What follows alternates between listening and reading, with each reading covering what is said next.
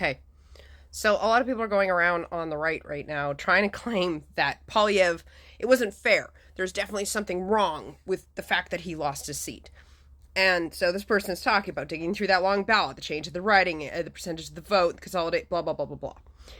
Listen, Elections Canada has no political leaning. They are a neutral, neutral entity, all right? So when they decide to change the writing lines, it's not for the benefit of the government in power, okay? For example, yes, Polyev's was merged with more liberal-leaning areas, but there were lots of other areas that were given new writings. And for example, Milton East, which just used to be Milton, it was split in half, and it was traditionally liberal. But when they merged it, they ended up actually merging it with a portion of Halton Hills, Georgetown, that was conservative. And so Milton East, the new riding, ended up becoming conservative. So if they were really doing things in order to help the Liberals win, why would they do stuff like that? Second of all, when it comes to them changing the riding lines, they actually have to consult the person that is the MP in that area. So Pierre Polyev knew about it and was okay with it. He didn't put up a stink. He didn't bring it up. He didn't say anything to anyone about it. He probably thought he was safe in that riding and nothing was going to change that fact. So that is a non-issue. As for the longest ballot, first of all, that was not done so that he would lose his seat. That was done as a protest for electoral reform by a group called the Longest Ballot.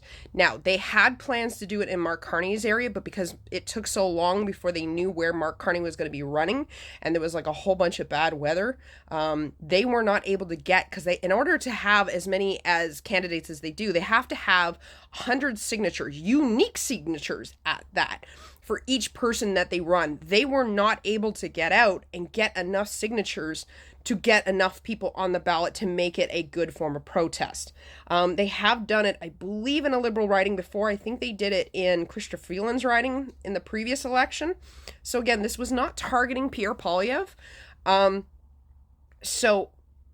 if you go back and you look at the numbers, it clearly would have not made a difference. Even if you had taken off all of the extra people that were not Green Party, NDP, that were not like the typical parties, and took all of the votes from those individual people that were signed up just by the longest ballot, still wouldn't have given Pierre Polyev enough votes in order to beat Bruce Vanjai.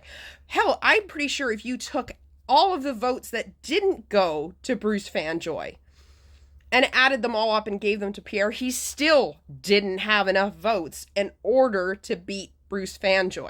So this little theory that you have about, oh, did he really fail? Yes, he did.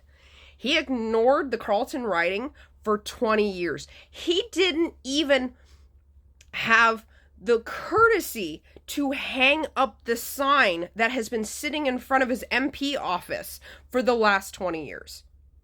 He couldn't hire somebody to hang a fucking sign up. It sat with weeds overgrowing in front of it for 20 years. The people of Carleton were fucking sick and tired of him not doing anything.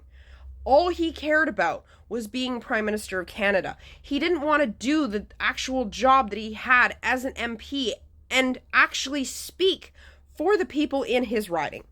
So all of this stuff you guys are claiming that ballots went missing and the longest ballot thing caused. No, none of that is true. You guys are literally grasping at anything now just to be able to justify his, that he, this ridiculous notion that, he didn't lose. He didn't lose. So, sorry, but he lost.